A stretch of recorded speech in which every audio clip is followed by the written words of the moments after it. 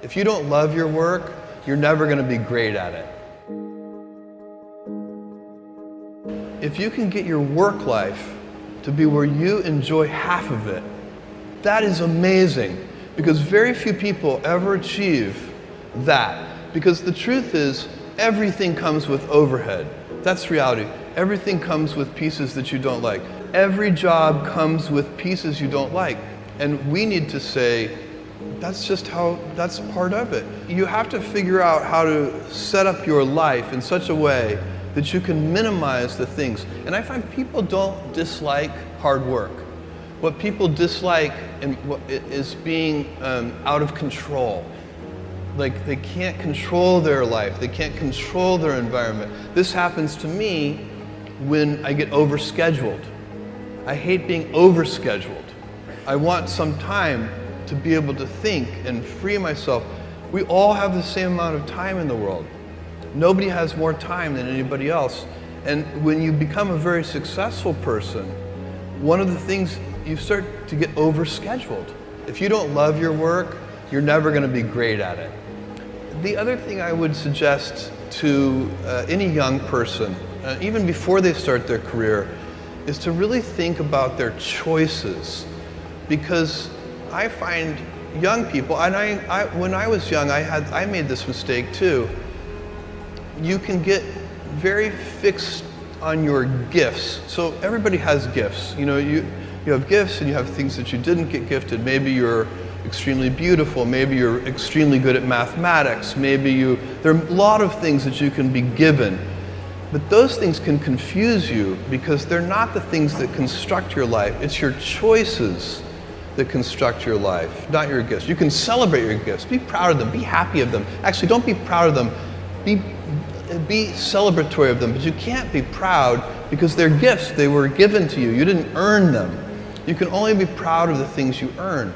And so, as I got older, I started to realize I wasn't proud of my gifts. I was always good at school. School was always easy for me, and I was always proud that I was a great student.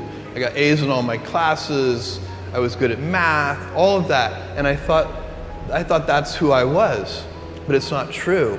Those are the things that are gifts. What was hard for me is deciding to work hard, deciding to use my gifts in certain ways, to challenge myself, to do things that I didn't think I could do, to put myself in uncomfortable situations. You can choose a life of ease and comfort, or you can choose a life of service and adventure.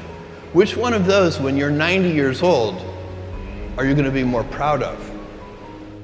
Tomorrow, in a very real sense, your life, the life you author from scratch on your own, begins.